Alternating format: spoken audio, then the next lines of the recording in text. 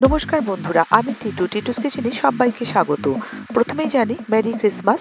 আজ আমি আপনাদের সাথে without egg, without oven, without বাটারে কিভাবে প্লাম কেক তৈরি করবেন আর ঘরে সামান্য উপকরণ দিয়ে খুব সুস্বাদু একটা প্লাম কেক কীভাবে তৈরি করে নেওয়া যায় অতি সহজেই, সেই রেসিপিটা আজকে আমি আপনাদের সাথে শেয়ার করছি। আজকের রেসিপিটা আপনাদের ভালো লাগলে অবশ্যই একটা লাইক, শেয়ার ও চ্যানেলটি সাবস্ক্রাইব করে পাশে থাকা বেল আইকনটি প্রেস করে দিন।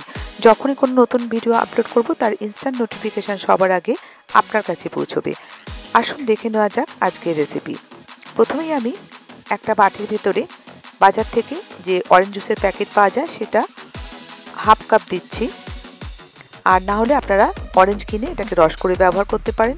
বেশ খানিকটা কাজু কুচনো, বেশ খানিকটা আমন্ড কুচি, আর বেশ খানিকটা ওয়ালনাট কুচি বা আখরোট কুচি দিলাম, আর কালো কিশমিশ দিলাম বেশ খানিকটা, আর বেশ খানিকটা দিচ্ছি নর্মাল কিশমিশ, চপ চেরি দিলাম, গ্রিন টুটি ফুটি দিলাম, ইয়েলো টুটি ফুটি দিচ্ছি, আর রেড টুটি ফুটি দিচ্ছি।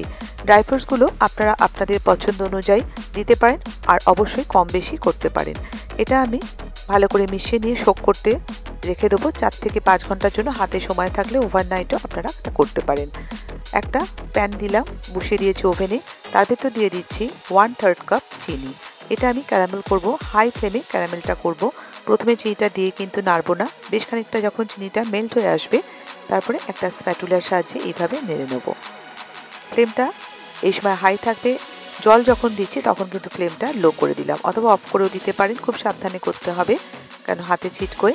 জল দিয়ে এটাকে আমি 1 মিনিটের জন্য ফুটিয়ে নিচ্ছি যাতে ঘন হয়ে যায়। ক্যারামেলটা এবার হয়ে গেছে, ঠান্ডা করে রাখার জন্য পাশে রেখে দিচ্ছি। আমি উইদাউট ওভেনে করব, তার জন্য একটা প্যান বসিয়ে দিয়েছি, 10 মিনিটের জন্য লো ফ্লেমে প্রিহিট করতে দিচ্ছি। ওভেনে করলে 180-তে এটাকে 10 মিনিটের জন্য প্রিহিট করতে হবে। এবার কেকের মোল্ডটা আমি রেডি করে রেখেছিলাম আগে থেকেই, তেল মাখিয়ে বাটার পেপার দিয়ে রেডি করে রেখেছি। আমি হার্ট শেপের মোল্ডে করছি, আপনারা যে কোনো মোল্ডে কিন্তু করতে পারেন, চৌকো গোল যে কোনো। একটা বাটির ভেতর দিয়ে দিচ্ছি কুকিং অয়েল 1/4 কাপ। আপনারা অবশ্যই বাটারে করতে পারেন এই জায়গাটায়। মিল্ক দিচ্ছি 1/4 কাপ। আমার ইনস্টাগ্রাম আইডি স্টিটু, আপনারা ইনস্টাগ্রামে ফলো করতে পারেন। তেল আর লিকুইড মিল্কটা দিয়ে ভালো করে মিশিয়ে নিচ্ছি, আর এর ভেতর দিয়ে দিচ্ছি 1 টিস্পুন ভ্যানিলা এসেন্স। কেকের সমস্ত উপকরণগুলো কিন্তু রুম টেম্পারেচারে রাখা হতে হবে। আর ভেতরে খানিকটা যে ক্যারামেল করে রেখেছিলাম প্রথমে দিয়ে দিলাম, বেশ খানিকটা দিয়ে দিয়েছি। এখন আমি পুরোটা ইউজ করিনি, ভালো করে মিশিয়ে নিলাম আগে। ওয়েট ইনগ্রিডিয়েন্টসগুলো দেওয়া হয়ে গেল। এবার ড্রাইটা দেবো, একটা ছাঁকনি দিয়ে দিলাম। এর ভেতর দিয়ে দিচ্ছি 1 কাপ ময়দা।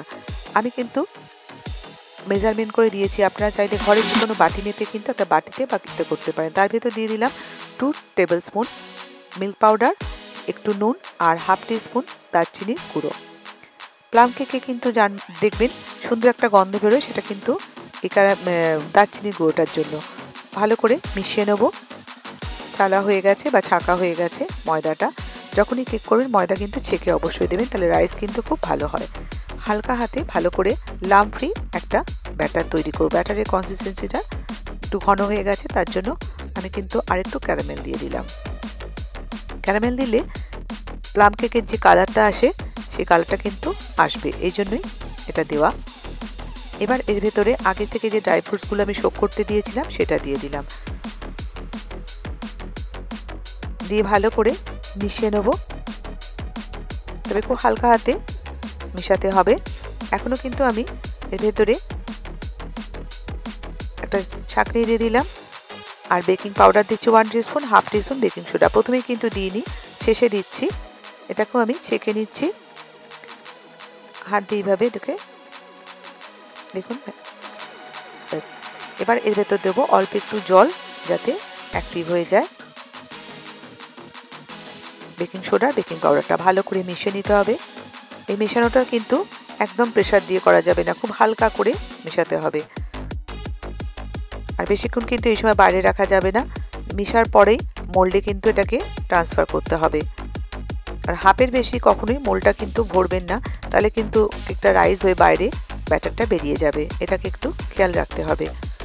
এবার ট্যাপ করে নিয়েছি, নিয়ে আমি এটাকে ওভেনের ভেতরে দেবো। একটা ওয়্যার র্যাক দিয়ে দিলাম, এর ভেতরে বসিয়ে দিলাম, ঢাকা দিয়ে দিচ্ছি। লো টু মিডিয়াম ফ্লেমে এটা আমি বেক করবো 30 মিনিটের জন্য। 30 মিনিট পর দেখাচ্ছি আপনাদেরকে। আগে কিন্তু আমি টপিং ব্যবহার করিনি ওই সময়তে, তাহলে কিন্তু টপিংটা ভেতরে চলে যেত। আমি 30 মিনিট পর টপিংটা দিচ্ছি। দেখুন অ্যাজ ইট ইজ এইরকম কিন্তু ওপরেই থাকবে, কখনোই কেক করার পরেই টপিং দেবেন না, তাহলে কিন্তু ভেতরে ঢুকে যাবে, কেকটা কিন্তু দেখতে বাজে লাগবে, আর টপিংটা ওপরে থাকলে দেখতেও ভালো লাগবে, সেই জন্য পরে দেওয়া। 30 মিনিট হয়ে যাওয়ার পরেই কিন্তু সবসময় টপিংটা দেবেন। ঢাকা দিয়ে দিলাম, ঢাকা দিয়ে এটাকে 10 মিনিটের জন্য আরও বেক করব, তখন আমি দেখব যে কেকটা প্রপারলি বেক হয়েছে কিনা। 10 মিনিট হয়ে গেছে, এবার ঢাকাটা খুলে নিচ্ছি, নিয়ে আমি একটা দেখুন উডেন স্টিক দিয়ে দেখে নিলাম, দেখুন একদম ক্লিন, তার মানে কেকটা কিন্তু প্রপারলি বেক হয়ে গেছে। টোটাল আমার 40 মিনিট লাগলো, আপনাদের কিন্তু কম বেশি হতেই পারে টাইমে, 5-10 মিনিট, যদি না হয় ঢাকা দিয়ে কিন্তু আরেকটু বেক করে নিতে হবে। একটু বাটার দিয়ে দিচ্ছি, যেহেতু আমি একদমই বাটার দিইনি, এটা অপশনাল, ওপরে দিয়ে দিলে কিন্তু গন্ধটা সুন্দর হবে, একটা গ্লেজ আসবে, সেই জন্য আমি দিলাম। ঢাকা দিয়ে দিয়েছি, ঢাকা দিয়ে মেল্ট হওয়া অবধি ওয়েট করবো। মেল্ট হয়ে গেলে আমি কিন্তু এটাকে বার করে দেবো। ঢাকা দিয়ে রেখেছিলাম, ঠান্ডা হয়ে গেছে কেকটা। দেখুন, দেখে বোঝার উপায় নেই কেকটা কিন্তু দোকান থেকে কিনে আনা না বাড়িতে তৈরি করেছি। খুব সামান্য উপকরণ দিয়ে কিন্তু কেকটা আমি তৈরি করেছি বাড়িতে, আপনারাও একবার এভাবে তৈরি করুন। এটাকে আমি রিমুভ করবো একটা ছুরির সাহায্যে, এভাবে স্ক্র্যাপ করে নিচ্ছি সাইডটা, নিয়ে একটা ডিশের ভেতরে এভাবে প্রথমে উল্টে দেবো, একটু ট্যাপ করলেই কিন্তু খুলে যাবে। দেখুন একদম ক্লিন। বাটার পেপার রয়েছে, এটাকে তুলে দিচ্ছি, ইজিলি উঠে আসছে। বাটার পেপার না থাকলে ময়দা ডাস্ট করে এটা করবেন, বাটার পেপার থাকলে অবশ্যই দেবেন। কতটা সফট হয়েছে দেখে বুঝতে পারছেন আপনারা, আর কতটা কেকটা রাইজ হয়েছে। এবারে সাইডের বাটার পেপারটাও খুলে দিচ্ছি,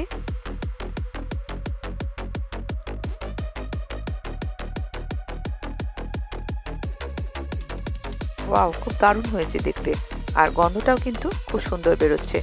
আপনারা বাড়িতে এইভাবে তৈরি করুন। এবার এটা আমি ফাইনাল প্লেটিং করব। কতটা রাইজ হয়েছে দেখে বুঝতে পারছেন, তার মানে কেকটা কিন্তু ভীষণই সফট হয়েছে। এটা আমি ফাইনাল প্লেটিং করে দিয়েছি, রেডি হয়ে গেল ক্রিসমাস স্পেশাল প্লাম কেক। আজকের ভিডিওটা যদি আপনাদের ভালো লাগে, লাইক শেয়ার, চ্যানেলটি সাবস্ক্রাইব করে পাশে থাকা বেল আইকনটি প্রেস করে দিন। ভালো থাকবেন, সুস্থ থাকবেন, এরকম নতুন কোনো রেসিপি শেয়ার করবো আপনাদের সাথে পরের ভিডিওতে।